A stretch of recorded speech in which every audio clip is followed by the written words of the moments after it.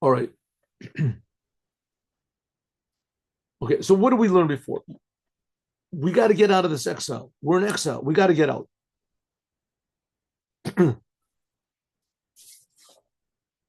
It's like a person that's blind and deaf, and he's told that there's such a thing as seeing, and there's such a thing as hearing, and there's such a thing as walking, and there's such a thing as talking and feeling. He doesn't understand what you're talking about, right? Doesn't understand. But you take a person that is lacking all these senses, and you suddenly open up his senses. I don't know if you've ever seen in the videos, they have little children where they implant some sort of a thing in their ear or their brain, whatever it is, and they can hear. They can hear. And you see the little child sitting there like this, and they turn on the thing. They say, "Can you hear me? Hi, Johnny. How are you?" All of a sudden, the child looks like that. Every time I see it, I cry. Every time I see it, without any of this, you just see the genuine and the humanness of a person that has a new sense is like a little bit more human. It's just above comprehension. It's just pure good. You see it being revealed. And there's people that are blind, all of a sudden they can see, and there's people they couldn't walk, and now they can walk. Amazing stories, and that's what redemption is. Now we're spiritually, we don't see God, we don't hear God, and that's infinitely more real than being able to see colors or to hear sounds, which is seeing colors and hearing sounds, or to see at all. Right, from a blind person to be able to see, it's just in, incomprehensibly, incomparably good. You can't compare being blind to being able to see. It's not like a thousand times better. There's no before he couldn't see anything, and now he can see. Well, the same thing with godliness, but infinitely more so. We don't even know what we're talking about seeing God. Right? That's how blind we are. Says the Rebbe, well, there's a way out. Not only is there a way out, God put us here purposely to produce this way out, to make the whole world a healthy, beautiful, how do you say, sense, what is this? Sensory place that the world can see God and can hear God and to feel God, feel the creation, feel the creator, I'm sorry, in every detail of the creation. Okay, how do we do this, says the Rebbe? He says, well, we have to think about and do everything we can to bring this redemption, this revelation of the truth in this physical world every moment of our lives. That's what's called lahavi liyamot Mashiach, to bring to the days of the Mashiach. Says the Rebbe. Oh, where do we see this? This is in the first Mishnah in, I'm sorry, in the first chapter of the Mishnayot of Brachot, the last Mishnah in the first chapter. And let's look at that. Let's look at it. Here we go. We did it yesterday. I think we have it. Do we have it over here? Here we go. See? Oh.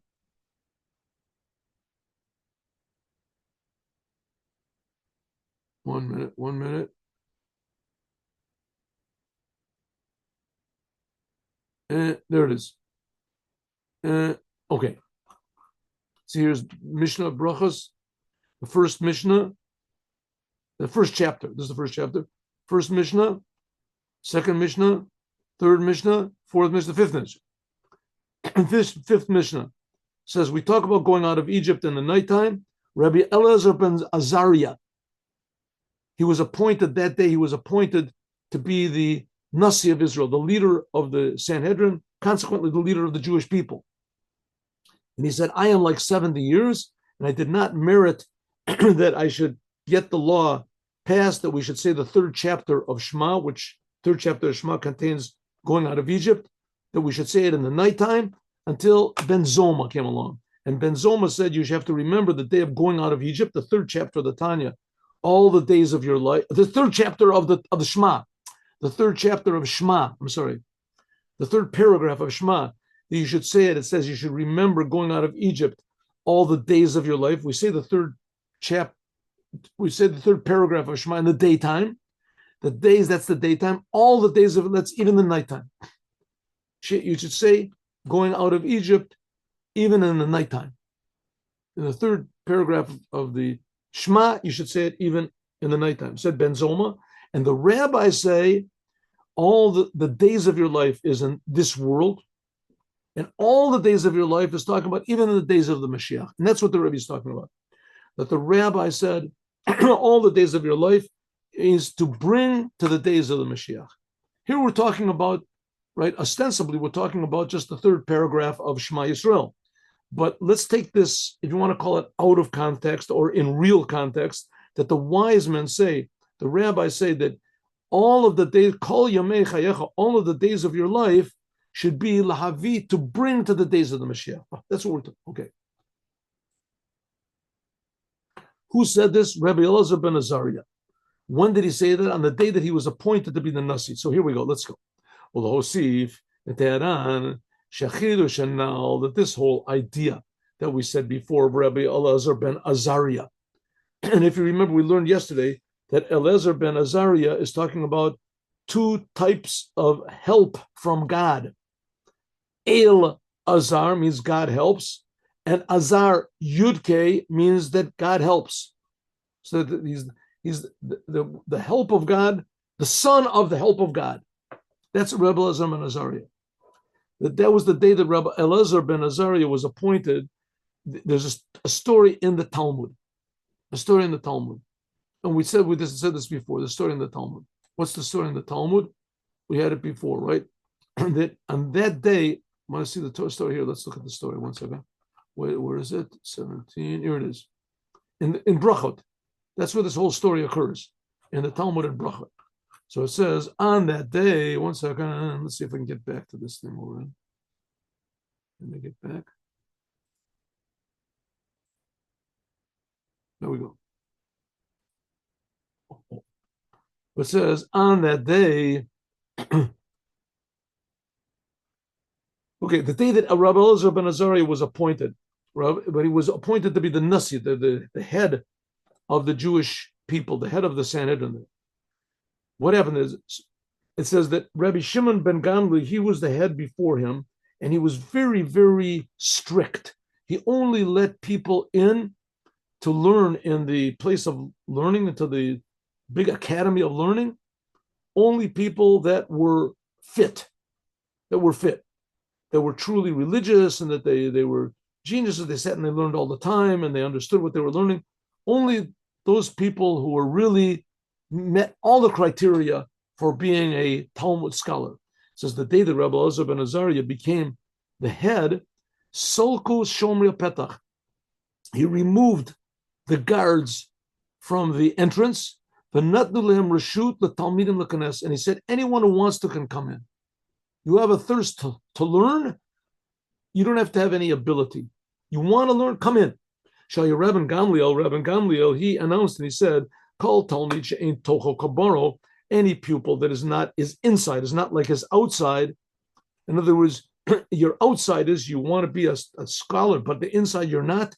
Lo yikanesh, you can't come into the Hauyoma, it says on that day, a stofa, there was added kamasafsalim, there were added hundreds and hundreds of chairs in the seats in the place of learning, in the academy. Eitzel Rabban Gamliel, by Rabban Gamliel, that he was deposed. By Rabban Gamliel, the way he looked at things was something like in the future, in the days of the Mashiach. What's going to be in the days of the Mashiach? That everyone will be pure. And ruach atuma avir min oretz. There won't be any impurities in the world. Lo yikanes lebeit hamidrash. He said anyone that's a little bit impure is not coming into the academy of learning. Talmud she'ein tocha kaboro, a pupil that has a little bit of bad in him, a little bit of selfishness, whatever inside of him, can't come in. Because that's the way it's going to be. That's the ideal situation. That's how it's going to be in the future, that everyone's going to know all of the Torah. Because the holiness that's going to be in the future, there's no place at all that there should be anything the opposite. Like we had learned before about Shammai and Hillel. It says Shammai, the word Shammai means also to evaluate. Shammai is the lesson of Hasham Orchotov, means to evaluate, to analyze all of your ways in life. Always have to be scrutinize everything you do. Shalochin, therefore, holchu k'Shamai, therefore halacha, the law of is going to be like Beit Shammai in the future. Everything will be very exact. That's why one of the reasons why God made the flood. It said because God had tremendously high standards for man, and man was not at all doing these standards. After the flood, it said even if people after the flood do the same things as they did before the flood, I'm not going to destroy the world anymore because I'm going to be a little more lenient. There's more of a place for more time for repentance or whatever, which is not the case. Rabbi Elazar ben Azariah. Rabbi Elazar ben Azariah, Hayata, was fitting not to how things are going to be perfect in the world to come, the matzah ba'olam, how the world is now. Shafilu ba'olam meitzarim. Even in the world, which the word for world is narrowness and limitations of helamos vistarim. There's all sorts of concealments and hiddenness, right? There's all these egotistical forces working in the world that make us afraid to be who we really are and confused who we really are, what we want to reveal, and what to do. That godliness and truth is being concealed from us. So that's something like the pupils that didn't meet the criteria of Rabbi Shimon ben Gamliel. He wouldn't let them come in to learn. Said, here we're learning Torah. Torah is pure. You can't have any impure people coming and learning Torah. But Rabbi Gamliel was too strict, and therefore he was deposed. They evicted him, and they put in his place Rabbi Elazar ben Azariah. And Rabbi Elazar ben Azariah said, the reason I'm being put in here is because this strictness, this severity is not the way to act nowadays. Rabbi Gamliel was a great person, but we can't apply his criteria to this world. It's just too strict. Too strict. He wants to have perfection. Perfection is great. You want to have perfection, but you can't. Excuse me. You can't evict anything that doesn't demonstrate perfection. You can't eliminate anything that's not perfect now. You have to give things time. You have to give things a chance to fix themselves up. Therefore, as soon as Rabbi Gamliel was gone, as he said, take away the guards from the doors. Anybody who wants to can come in. That's what it means. The way that in this world, even in a time when there's darkness and exile in the nighttime, that makes it possible that there can be people who on the outside seem to be Talmudic scholars, but on the inside they definitely are not. Says those type of people, Rabbi Gamliel wouldn't let into the academy. Rabbi Elazar ben Azariah said, let them in. Why? Because the bad things that are in our personalities are not really real. They're only temporary. They don't have real basis in truth. Eventually, they will go away. Something like the enemies of the Jewish people. But the enemies of the Jewish people, always they go away. There's no Babylonians around. There's no Romans around. There's no, right? All the people that were so sure, right, that they were right, that Haman, in the end, the whole thing, it dissipates. It goes away. Rabbi Elazar said, every Jew is like a world. Every Jew has the Babylonian inside of him, and a Roman inside of him, and a Haman inside of him. Every Jew has it. But those things are temporary. They can't last long. Therefore, let them in to the place of learning. Nita, you can refine them, purify. You can separate the bad from the good. And that's what's called going out of Egypt in the future.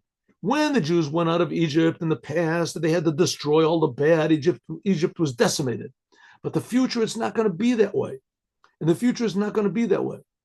Going out of Egypt the way it was back, that's something like Rebbe Gamliel, that everything has to be exact and perfect, and the Egyptians were bad, destroy them.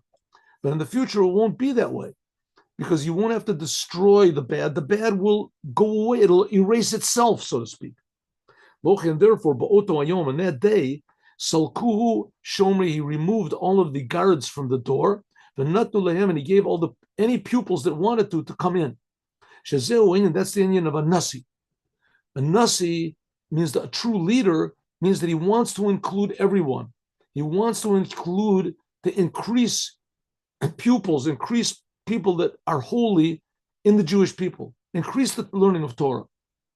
And it was possible, you could think, even since the Reverend Elazar ben Azariah, he allowed the entrance, Gam Talmid, even also pupils that were not fit into Kabaro, that weren't either truly sincere or they weren't truly talented enough, or they didn't have enough, how do you say, abilities or intelligence that they could really. So, Efshar Leful, you might think, Rak Geula She'enu Shlema.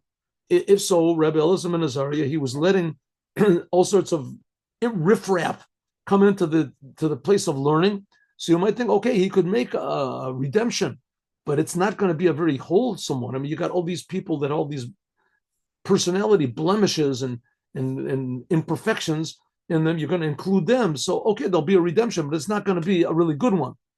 In a way, Eskafia, Ra'adayan, Eskafia means that you'll still have to you'll still have to work on yourself to get rid of the bad. You want to include also bad people in the redemption. So it's not going to be a complete redemption. It'll be a redemption. There won't be any problems, right? External, but there'll be little tiny ones internal. So it's like buying a used car. You buy a used car. It's not the same thing as a new car, right? No, it's a really good car. That's a Cadillac, whatever it is. It was used a little bit. So, there's going to be a little problem with the tire once in a while, a little problem with the steering wheel, a little problem with the distributor. Something's going to be wrong, but it's a Cadillac. It's great. But you figure the same thing is going to be with Rebbe Elazar ben Azariah. You're letting these second-class Torah scholars in, so you're going to bring them up to the level where they can sit in the academy, but it's like a used car. Something's going to be wrong with it. It's not going to be 100%. Rebbe Gamliel, he said, no, we only let new cars in. We only let perfect. There has to be a perfect pupils. That's the ones we let in. That's the way to do things, right? That's the way to do things. Then you have a perfect redemption, and all the people that are not, so they fall by the wayside. They die in the flood. Says the Rebbe, no, not so. Shekain Geula Shlema, the future redemption depends that Hakal, that everyone should be Tocha Kabara, that everyone will be complete. And Ruach HaTumah V'Min Oretz, I'll get rid of any spirit of impurity from the world. Mamshichim Mosifim Chachamim. So therefore, the rabbis, that you might think that you shouldn't let imperfect people come in. That's why the rabbis say, Kol Yamei Chayecha. This includes also the nighttime and also the days of the Mashiach. That even in the time of exile, in the nighttime, when there is Ein Tocha Kaboro, when nothing is perfect, everything is wrong, everything is like a used car, everything has some small imperfections in it. Nevertheless, you can bring the Geula Hashlema, you can bring Lahavi, the Yomot Mashiach. Even in the nighttime, you can bring to the days of the Mashiach. That's what it says in the Mishnah, right? Here, let's look at the Mishnah again. Says that the Rebbe Ben Zoma said, that's it. That it says Kol Yemei Chayecha is the nighttime. That's what Ben Zoma said. Ben Zoma said that Kol Yemei Chayecha means that you can bring godliness even into the nighttime. So you might think you bring godliness into the nighttime. It's still like second class. It's like nighttime. It's not really pure day. Day says that's not so. The Chachamim Eran, that not only can you bring going out of Egypt in the nighttime, but even in the nighttime, but even in the days of the Mashiach, that into the nighttime you can bring the days of the Mashiach. You can bring perfection. You can bring perfection in the days of the Mashiach, even in the nighttime, even at the people that are second class, that are broken, that are imperfect, that are how do you say, insincere. Even in those people, you can bring the future redemption. By them, you can also get rid of their character faults and flaws. It'll happen to everyone. This is what it says, Rebbe Gamliel, that even Rebbe Gamliel says in the Gemara, that Rebbe Gamliel, he was evicted, right? So you figured he would sit at home and he would pout, he would get all angry. He'd say, okay, I don't need those guys. I'll sit at home and I'll learn Torah on my own. I'll bring my pupils over to me and we'll sit and learn, right? For spite. No, it says the Rebbe Gamliel, he humbled himself. Lo mana at the small beit midrash. He said he went back, even though he wasn't. Yesterday he was the head, Now he's just one of the pupils sitting in the academy. He came down. A thing like that is embarrassing, right? Everybody looks at him.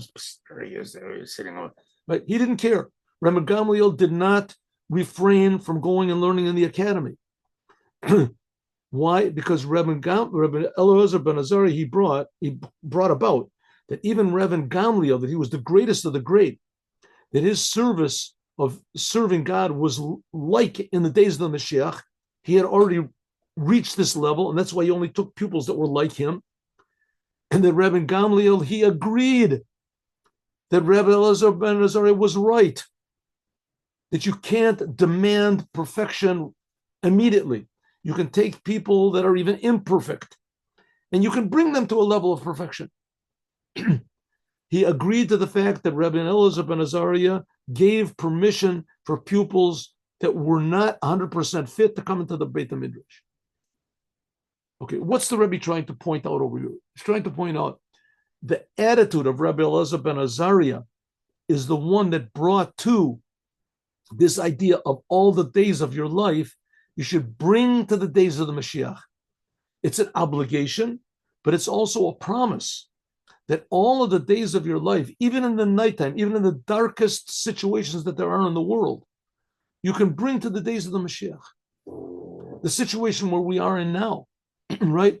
Where the world is against us, and there's Jews that are against us, and there's Jews that are against Jews, and there's this, and the weird ideas and philosophies about what is Israel and what is a Jew and what is Torah and what is commandments, and that you don't have to do it's just incredibly. You figured, how can there possibly come a redemption? He says that's what it comes to tell us. Even in the nighttime, you can come to the level of Kol Yomei Chayecha, all the days, including the nights, including the worst levels, including the most destructive and self-destructive people, can come to the days of the Mashiach. Mashiach can encompass them as well. Namely, what? To bring them to a level of not thinking about themselves in an improper way, to look at the world like God looks at it. Yesh Lahosif, we can also add on another thing, what it says in the Mishnah at the end of the first chapter of Brachot, that says, and it's the beginning of to connect that to the beginning of Masechet Brachot. And this is Me'em Osai Korim et Shema Ba'aravit. Let's go back to our Mishnah. Here we go. This is the last Mishnah in the first chapter of Brachot. Brachot is the first of the chapters of the Mishnah, right? So the last Mishnah is talking about going out of Egypt. What's the first Mishnah in this chapter? Here, when do we say the Shema in the evening? Now, in Judaism, the night, when sun sets, that's the beginning of a new date. Right? When sun sets, that's the beginning of the new date. Shabbat begins when the sun sets. So the day really begins not when the sun rises, right? When the sun rises, like in America, whatever, it's a new day. Or at midnight, right? There's a new day. In Judaism, it begins when the sun sets. So it says in the Torah, there's a commandment to read Shema. To read Shema Yisrael Hashem Elokeinu Hashem Echad. Right? Those 6 words, some people say it's the first paragraph. In any case, say Shema Yisrael, the first paragraph of Shema Yisrael, you have to say it twice, once in the day and once in the night. So when exactly in the night are you supposed to say it? When are you supposed to say it? So there's different opinions. The rabbis have different opinions when to say. All these opinions are right. They're all correct. But the law is only like one of them. Okay, so that's how it starts off. When do we say the Shema in the evening? When? So it says, in the time when the Kohanim go in to eat their truma. Kohanim that became defiled, and they go to the mikveh as soon as the sun sets, or whenever it is, that's considered night. As soon as it's considered to be night, then they're considered to be pure. They went to the mikveh, they were defiled, they touched something or did something that made them impure. They went to the mikveh, and the law is you have to wait for the nighttime in order for them to eat truma. Truma is sanctified bread that only the Kohanim can eat. They can eat it any time they want to, but if they're impure, they can't eat it. So they have to wait until they go to the mikveh, and then it's also not permissible. They have to wait for the nighttime. Then what they went to the mikveh, then that kicks in, and they become pure when the nighttime falls. When does the nighttime fall? So it says, well, whenever the Kohanim go in, that's considered to be night, right? As soon as the sun sets, whatever, then they can go on and they can eat their truma. Until when? Until the end. It explains why it uses this weird language. The commentaries explain. Until the end of the first Ashmor Rishon, until the first watch. The night is divided up into 4 watches, 3 watches, and the Gemara talks about it. But let's say until the end of the first 3 hours. That's the first opinion. That's Rebbe Eliezer's opinion. Eliezer, not Rebbe. And the Chachamim, the wise men, they say only until midnight. And Rama Gamliel says even until the morning. You can say Shema Yisrael. If you didn't miss it, you didn't say Shema in the nighttime, but you have until the sun comes up, you can say Shema Yisrael. Okay, there are 3 opinions. What has this got to do with us? Let's go and see. Now we can explain what it says, this Mishnah that we just brought in the end of the first chapter about going out of Egypt, to the beginning of the first chapter, what we just finished learning. From when do we say the Shema in the evening? That's the first Mishnah in Brachot. Shema Shmuto, that the implications of it spiritually is saying Shema in the evening, that the effect of saying Shema, which Shema Yisrael is accepting the kingship of God over you. Shema Yisrael means I agree to be a servant of God. That's what Shema Yisrael is. Shema Yisrael is, listen, Jews, God is one. What does it mean, God is one? That our existence depends totally on God. Totally. He creates us, He enlivens us, He provides for us, He protects us, He answers our prayers. God is one. So listen, Jews, God is one. So if God is one and God is creating me, so I'm nothing. I'm nothing whatsoever. God is creating me. He says, yeah, you're nothing, but you're really something because God is creating you. God is creating you. It's not that nature is creating you or what is it? The forces of physics or something are creating you, or the carbon, the combustion or something is creating you. Evolution is creating you. And you're being created by God. So you're really important in God's eyes. So if I'm being created by God, so I owe God a lot. So you owe God everything. That means that's what you say when you say Shema.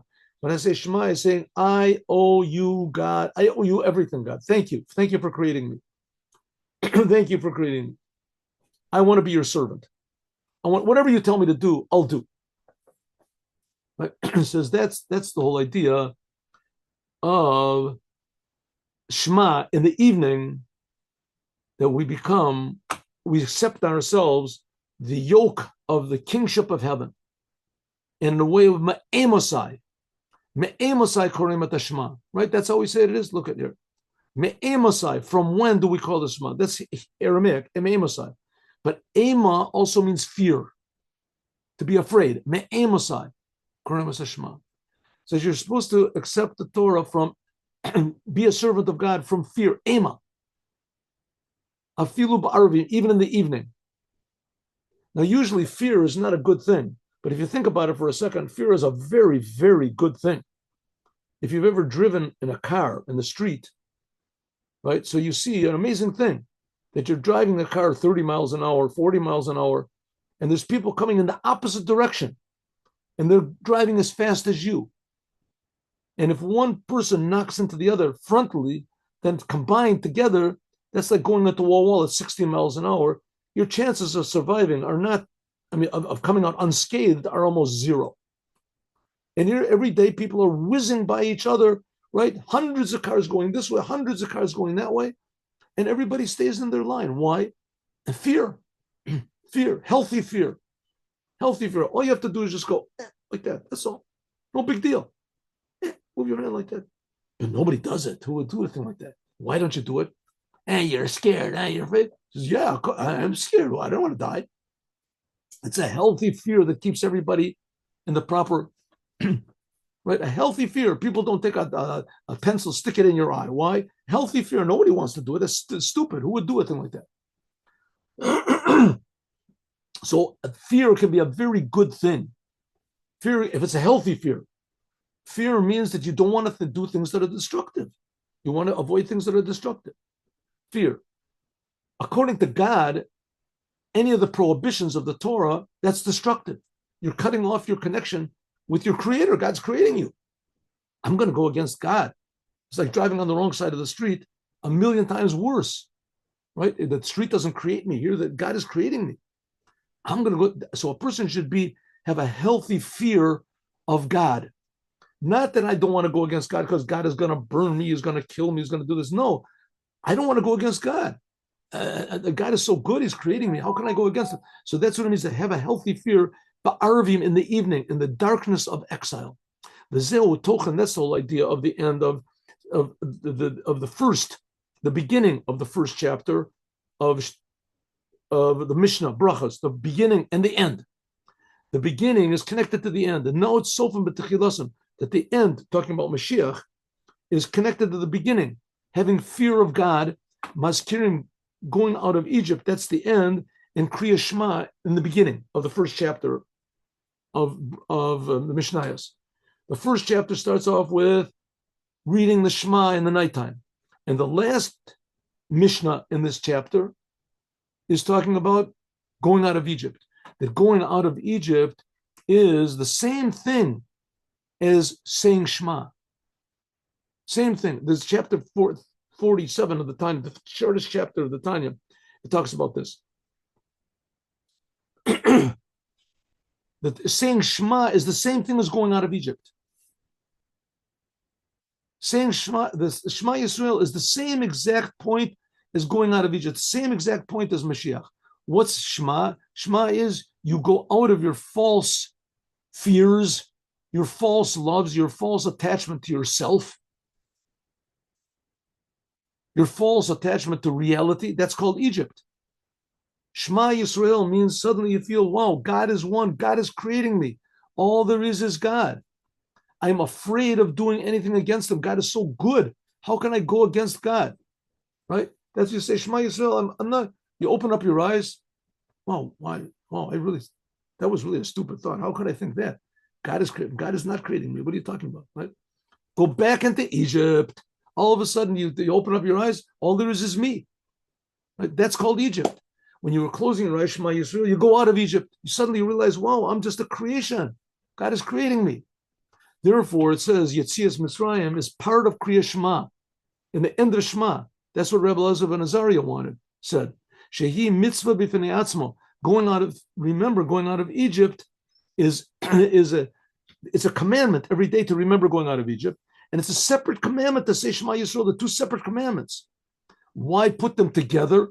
The last chapter of Shema, we talk about going out of Egypt because it's the same commandment. Going out of Egypt and saying Shema is the same thing. When you say Shema Yisrael, you should be going out of all of your false egotism. And also the whole idea of the future redemption, it should be a personal thing. It should be a personal thing to you. Alpia Klal, like it's known, it's known that the end is found in the beginning, and the beginning is found in the end. There's a connection to the end of the Shas, the whole 6 orders of the Talmud. Whether in the Gemara, like it says, Kol Lashon Halachos B'Kol Yom, a person who learns the Torah every day is promised that he's going to go to the world to come, like it says, Halichos Olam Lo. Al Tikri Halichos El Halachos. Don't say that the Torah is the paths of the world, but say not just the paths of the world, but the laws of the world. Shehalichos Olam, and that the paths of the world are drawing down the laws of the Torah until we go to Olam Haba, to the world to come. Talmud Chachamim, it says that anyone who learns laws every day is promised the world to come. The world to come is usually talking about the world of the raising of the dead. Like it says, you learn laws every day, you go to the world to come. Like it says, there's a sentence that says, Halichot Olam Lo. It says, don't say Halichot Olam Lo, that the paths of the world are his, but the laws of the world are his. The laws of the world, they bring the paths which take us to the world to come. That's talking about that's Nida. That's the end of the Gemara. That's the end of the Gemara. At the end. Halichot Olam Lo is a sentence in Habakkuk, the prophet Habakkuk.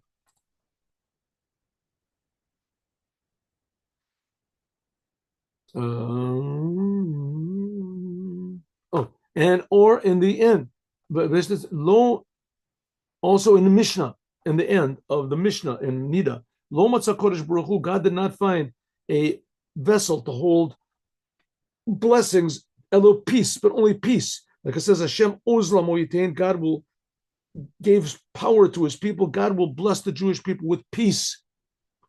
Peace. Also, the end of the Gemara in Brachot itself has the same sentence. Peace, that God will give to the Jewish people power. Hashem ozla moyitain, power. Like Elazar ben Azariah, like Elazar, that God helps. Azariah, God helps us, says God gives, El will help. Yudke, God will help us.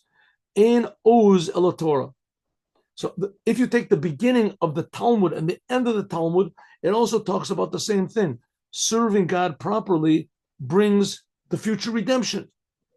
Serving God properly brings power and peace to the Jewish people. Until Hashem Yivorech et Amo b'shalom, God will bless the Jewish people in peace, that the complete idea of peace is the future redemption. So if so, now we can understand a little bit. What are we talking about here? What's the point that we were trying to get to? And we'll get to this tomorrow more.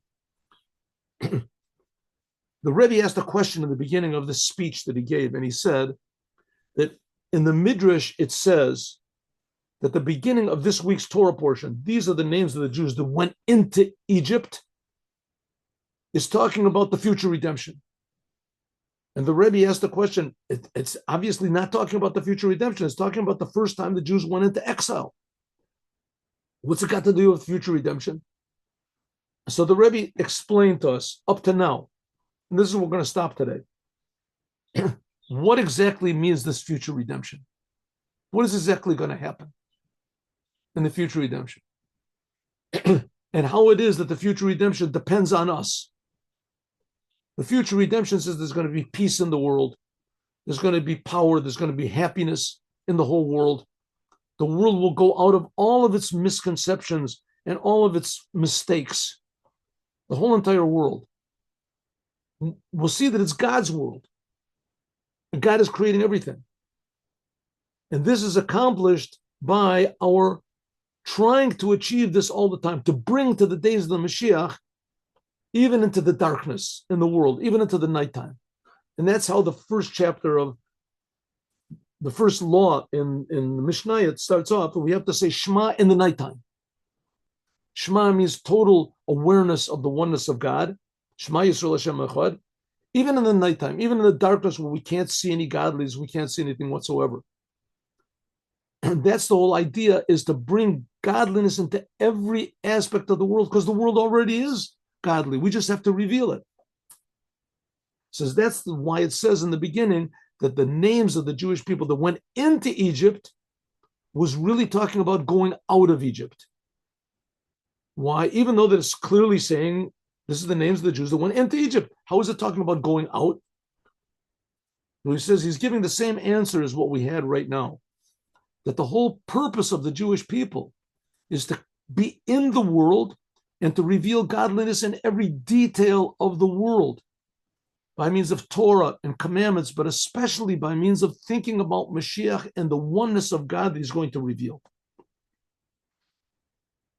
And thinking about that when we do the Torah and the commandments. And that little by little will refine the world.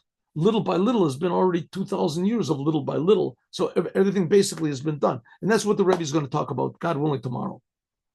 Eliezer ben Azariah, Hashem helps. Hashem helps, and he helps, and he helps. And that's the whole idea. We do a little bit, and God will help us. Completely incomparable to the efforts that we put in will be the results that we get out, because God helps. That's going to be the future redemption, as we're going to talk about more, God willing, tomorrow.